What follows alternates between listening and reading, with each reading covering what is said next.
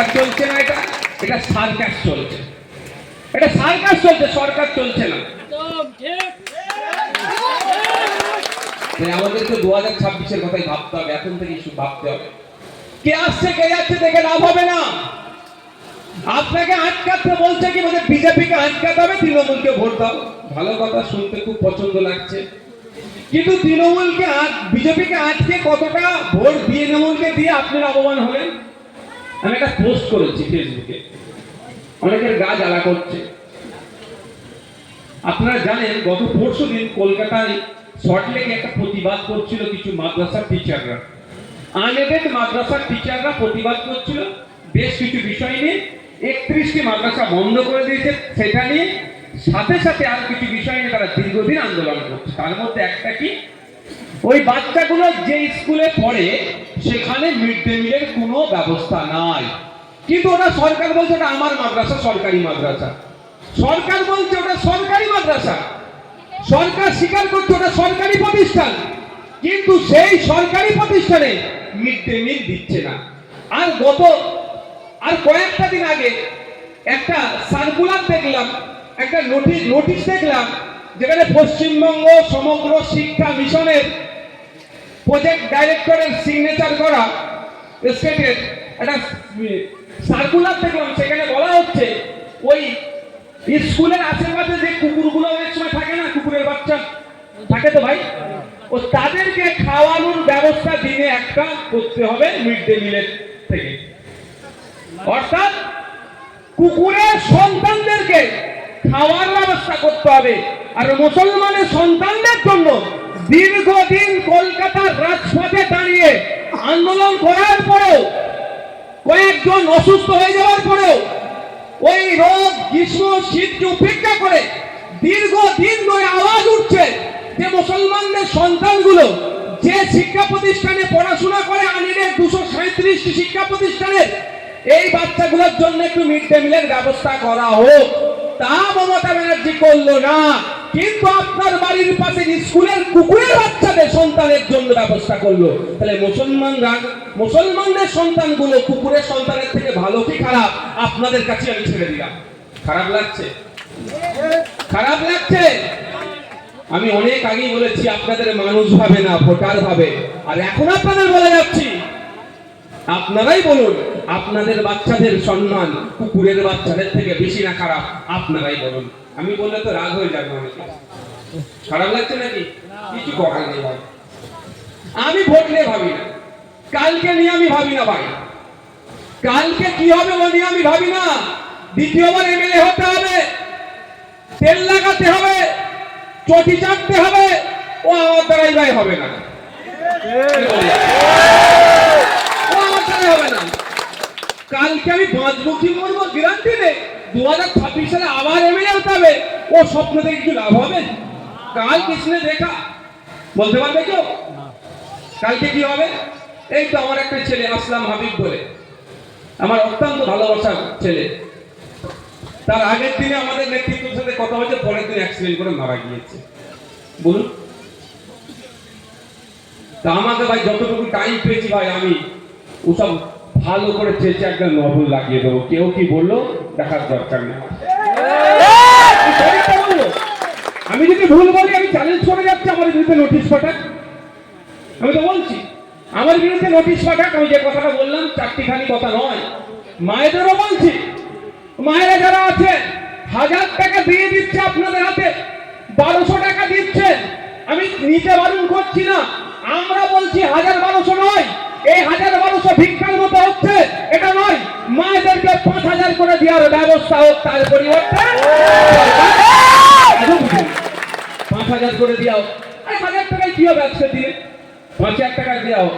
তবে এটা বলছি মা, 1000-1200 আপনি নিচ্ছেন, যেই হাতে আপনাকে 1000-1200 দেওয়া হচ্ছে, ওই হাতেই কিন্তু আপনার ছেলে মেয়ের ভবিষ্যৎ কিন্তু ধ্বংস করছে এই মমতা ব্যানার্জি সরকার।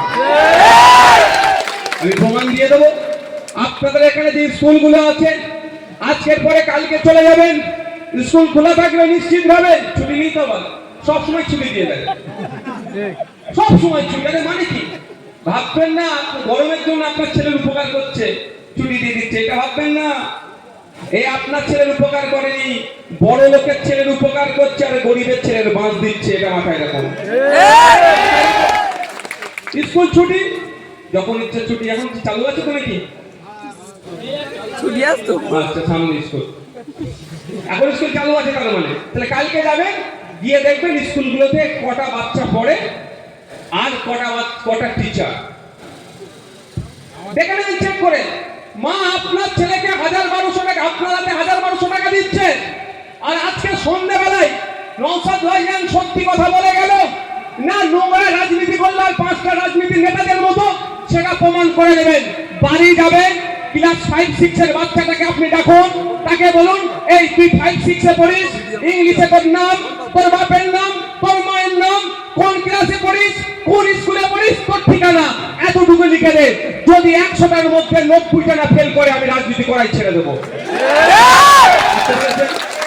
কিন্তু আপনার মাসে মাসে কিন্তু 1200 টাকা চলে আসছে অ্যাকাউন্টে, 1000 টাকা আপনার মাসে মাসে এসে যাচ্ছে, কিন্তু আপনার ছেলের ভবিষ্যৎটাকে ধ্বংস হচ্ছে কেন?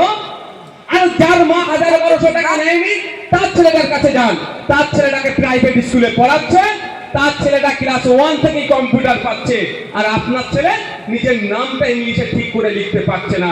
যখন বড় হবে তখন আপনার ছেলে কি হবে? আর নেতার ছেলেটা কি হবে ভাই? নেতার ছেলে নেতা হয়ে যাবে, বাইরে থেকে পড়িয়ে নিয়ে আসবে, ইংলিশে 2-4টে কথা বলবে আর ভাববে ওরে বাবা। আর আপনার ছেলে বলবে এই লাঠিটা ধর আর বোমটা ধর, মার, ওই তামান্নার মতো ওকে খুন করে দিয়ে চলে আয়। পাড়াতে পাড়াতে ঢুকে হিংসা ছড়াবে, এর বাইরে কিছু হবে? জান না, ক্লাস 3-4 বাচ্চাদের আজকে মায়েরা চেক করে নেবে, দিতে হলো, কিছু করার নেই, বলতে হবে ভাই ভোট দেন আর নয় দেন, বলার সুযোগ পেয়েছে, শুনে নেন আপনারা। দলিত আদিবাসী মুসলিম পাড়াতে চলে যান, বাড়াতে গিয়ে দেখুন ক্লাস 3-4 বাচ্চাকে ডাকুন, যারা সরকারি স্কুলে পড়ে, অঙ্কের বইটা খুলে দিন, অনুশীলন একের অনুশীলনটা করতে দিন। জুলাই মাস চলছে তো, জুলাই মাসের 2 তারিখ, অর্ধেক তো ক্লাস হয়ে গিয়েছে প্রায়, একের অনুশীলনটা খুলে দিন, খুলে দিয়ে বলুন বাবা একটু অঙ্কটা করে দিত। কি বলছি বুঝতে পারছেন না? দেখুন কটা পাস করে। তাহলে ক্ষতি কার হচ্ছে? যার মা 1000-1200 টাকা নিচ্ছে, তার ছেলের ক্ষতি হচ্ছে। আমি বারণ করছি না, নেবেন না, 100 বার নেবেন, যা দেবে ছাড়বেন না, নাহলে ওটা ওরা চুরি করে নেবে। আর কারো বাবার টাকা দিচ্ছে না, আপনার আমার ট্যাক্সের টাকা আপনার আমার কাছেই ঘুরে আসছে, বুঝতে পেরেছেন তো? আপনার আমার ট্যাক্সের টাকা আপনার আমার কাছেই ঘুরে আসছে। তো একটু ভাবার চেষ্টা করুন, তাহলে আমাদেরকে কোন জায়গায় এরা নিয়ে যাচ্ছে। এটা বলি অনেকের রাগ হয়ে যায়। আমি এক জায়গায় বলেছিলাম, আজকেও বলছি, যে একবেলা খাবেন না, ক্ষুধার্ত থাকবেন, রোজাই থাকবেন, আপনাদের ছেলে মেয়েগুলোকে পড়ান। আর না হলে কি হবে জানেন? পড়াশোনা যখন আপনি, আর এখন ভাই টেকনোলজির সময় চলে আসছে, আপনি যাই বলুন, এখন টোটালটাই টেকনোলজির নির্ভর হয়ে যাবে। এই কি বক্তব্য দেবো বলছে নাকি ওখানে কি একটা নতুন সিস্টেম বেরিয়েছে, এআই কে বললে সব আমার দিয়ে দেবে। আমি এখানে আসবো, এই বিধানসভার কি ভুল ভ্রান্তি আছে যদি জানতে চাই, সব দিয়ে দেবে, আমি শুধু এসে গড়বড় করে পড়ে দেবো।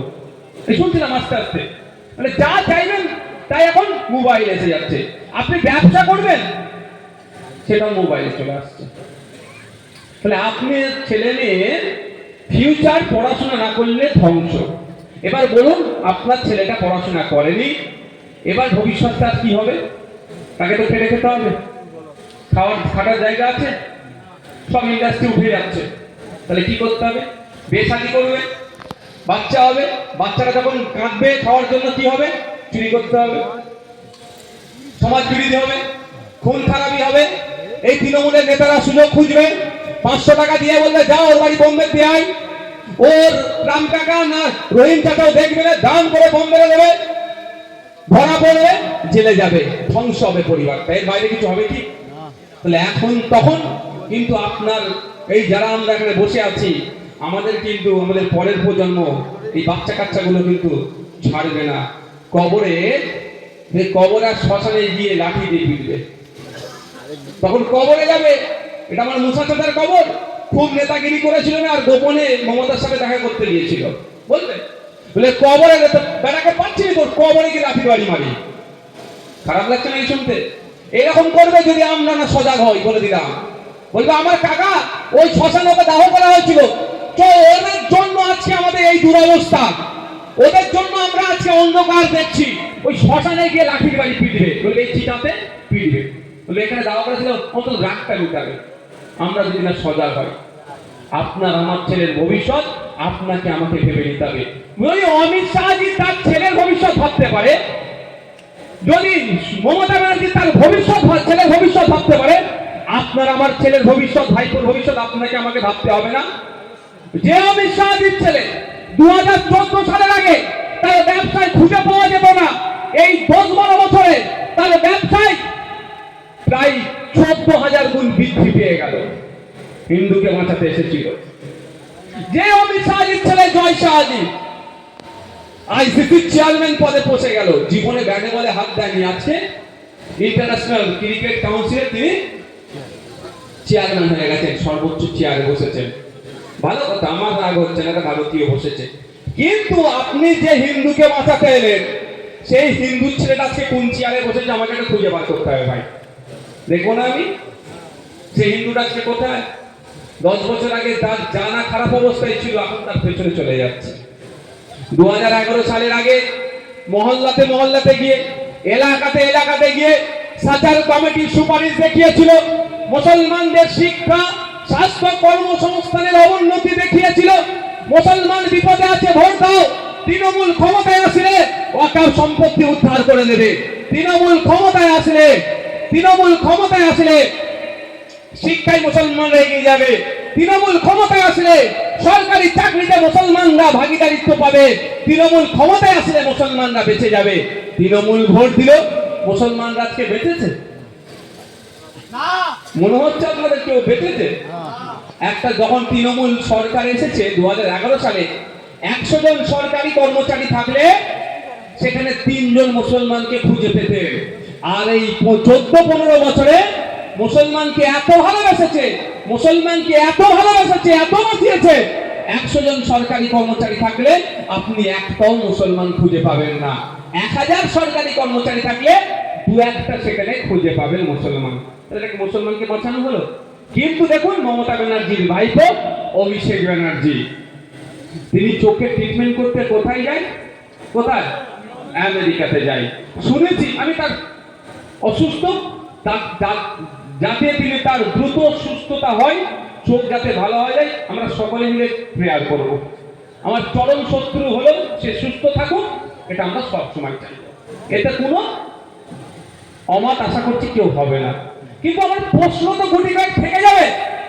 আমার পাড়ার ছেলেটার অর্থের অভাবে চোখের ছানি কাটাতে পারছে না, আর মমতা ব্যানার্জির ভাইপো, যে মমতা ব্যানার্জি 2011 সালে আগে আপনাকে বাঁচাতে এসেছিল, আপনার চোখের ছানি অপারেশন এখন করতে পারছেন না। আপনাকে বাঁচাবার নামে ভাইপো চলে যাচ্ছে আমেরিকাতে চোখের ট্রিটমেন্ট করতে। যে হসপিটালে, যে প্রতিষ্ঠানে ট্রিটমেন্ট করে, তার ফিস শুধু শুনেছি 1 কোটি টাকা। ক টাকা? 1 কোটি টাকা শুধু ফিস, ঔষধ না। আমরা ট্রিটমেন্ট করতে যাই 200 টাকা, 250 টাকা, 400 টাকা ফিস দিতে হয় না? তারপরে তো 1 গাদা ওষুধ আছে। আমি ডাক্তারদের খারাপ বলছি না, তবে আমার একবার, আমি কলকাতা যখন ছিলাম আর থাকতাম আগে খুব পড়াশোনার সূত্রে আলিয়াতে, তো আমার পেটে প্রচন্ড যন্ত্রণা হচ্ছিল আর প্রচন্ড জ্বর। তো আমি কলকাতার কোনো এক বেসরকারি হসপিটালে নিয়ে গেছি। আমাকে একটা গল্প তাহলে শুনবেন ভাই, এই প্রসঙ্গে শুনুন। নিয়ে গিয়েছে, নিয়ে যাওয়ার পরে এসব কি সব বলেছি, ইউএসজি না ওইসব কি বলে, এইসব করলো, করার বলা হচ্ছে পেটে পাথর হয়েছে, ইমিডিয়েট অপারেশন করতে হবে। তো আমরা ভাইয়ারা আমাকে তো খুবই ভালোবাসে, বলতে ঠিক আছে অপারেশন হবে, তো একবার ঘর থেকে তোকে ঘুরিয়ে নিয়ে আসছি। সবই আল্লাহ পাকের ইচ্ছা। মানে আমি ওখানে শুয়ে ভাবছি, তখন আমি পড়াশোনা আর খেলাধুলা করতাম, যে অপারেশনটা মাইক্রো করবো না বড় করবো। মাইক্রো করলে কদিন পরেই খেলতে পারবো, বিশ্বাস করুন। আর বড় অপারেশন নিজের কাটা ছিঁড়া করে তাহলে কদিন পরে হবে। সেও আমি জিজ্ঞাসা করলাম যে নার্স ছিল, যে ম্যাডাম এই জায়গাটা কতদিন হতে পারে, আমি যেন অপারেশন করতে হবে। তো আমাকে একদিন পরে 2-4 দিন, মানে ঘরে নিয়ে গিয়ে 2-4 দিন পরে অপারেশন করতে হবে। আমি এটা বলার কারণ, এটা শুধু বলছি যে কি সিস্টেম চলছে আজকাল। তো ফিরে এসেছি, ফিরে আসার পরে আমার যে বড় জামাই বাবু দুলাভাই শিশুদের ডাক্তার শিয়াকালা বাজারে বলেছিল ওর কাছে নিয়ে যাবো, ওনার কাছে। শিশুদের ডাক্তারের কাছে আমাকে নিয়ে গেছে। তার সাথে খুব ভালো সম্পর্ক তো। গিয়ে আমাকে ডাক্তারবাবু বললেন কি হয়েছে বাবু? আমি বললাম এই হয়েছে। তো বলছেন উনি কতদিন ধরে হয়েছে? 6-8 মাস ধরে এই ধরনের যন্ত্রণা জড়াচ্ছে। আমি না 2-4 দিন হলো। বলছে আপনি কি করেন? আমি বললাম আমি পড়াশোনা করি আর খেলাধুলা। তখন আমি ন্যাশনাল লেভেলে ভলিবল খেলতাম, দুটো ছাড়া আর কিছু ছিল না। যখন খেলাধুলা বললাম তো বলছে কি খেলেন, কেমন প্র্যাকটিস করেন না করেন, আমি সব শুনলো। শোনার পরে হেসে বলছে যে আপনার এই রিপোর্টটা ভুল আছে। তখন কিন্তু রিপোর্ট করাইনি আমার, দুটো ট্যাবলেট দিয়েছিল, একটা জ্বর কমার ট্যাবলেট আর যন্ত্রণা বেশি হলে। আমি বলার কারণ এখন ডাক্তারদের কাছে গেলে দেখবেন এত ফর্দ করে দিচ্ছে, তাই না? একদম দুনিয়া ফর্দ করে দিচ্ছে, ওই জান বেরিয়ে যাবে। দুটো ট্যাবলেট দিল, বললো 3 ঘন্টা না 2 ঘন্টা খেয়াল নাই, ছাড়া আপনি আপনার জ্বরটা কত হচ্ছে মোটামুটি 12-14 ঘন্টা আপনি মেপে আসবেন 3 দিন পরে। 3 দিন পরে গিয়েছি, বিশ্বাস করুন শরীরে আর কোনো যন্ত্রণাই নেই, আর কিছুই নাই।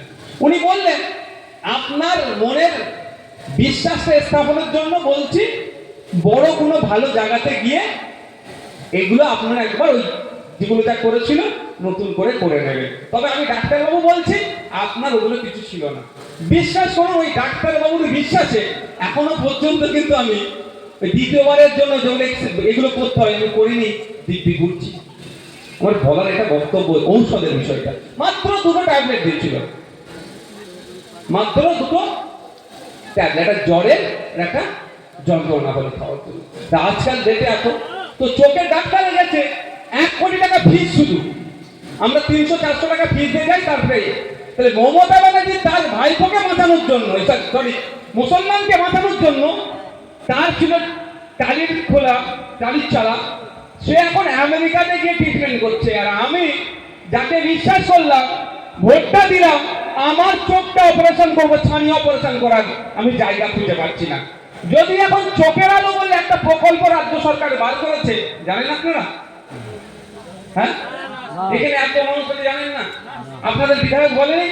কেন বলেনি? শুধু 1,21,000 টাকা মাইনে দেবে। চোখের আলো বলে একটা প্রকল্প আছে আমাদের রাজ্য সরকারের, করবেন কি করবেন না আপনাদের ব্যাপার। ওতে রাজ্য সরকার ফ্রিতে এখন ব্যবস্থা করেছে। তবে একটু বলেও রাখি, এই ফ্রিতে গিয়ে মেদিয়াপুরের একাধিক মানুষের কিন্তু চোখ নষ্ট হয়ে গেছে, এও অভিযোগ আছে। আমি শুনিয়ে দিলাম না, তখন বলবেন না ভাইয়া আপনার কথা শুনে চোখের আলোতে অপারেশন করিয়ে আমার অমুক দিন অন্ধ হয়ে গেছে। কারণটাও বলছি, যে ড্রপ গুলো দেওয়া হয় একটু দামি ড্রপ দিলেই ওগুলো আর হয় না ক্ষতি। মানে ওখানে এত বড় অসভ্য বর্বরের দলেরা মানুষের চোখ এত গুরুত্বপূর্ণ বিষয়, সেখানেও ডুপ্লিকেট মাল ভরে দেয়। বুঝে আসছে ভাই? কার হাতে আপনি দায়িত্ব দিয়েছেন আপনি যে বিজেপির হাত থেকে বাঁচতে হবে, সম্প্রীতি ঐক্যের সাথে বাঁচতে হবে, তাই না?